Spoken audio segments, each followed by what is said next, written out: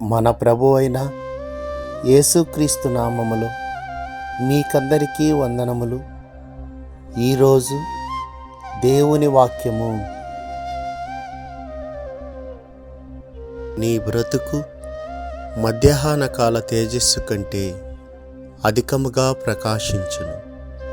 చీకటి కమ్మినను అది అరుణోదయము వలె కాంతిగా నుండును. యోబు గ్రంథము 11వ అధ్యాయము 17వ వచనము.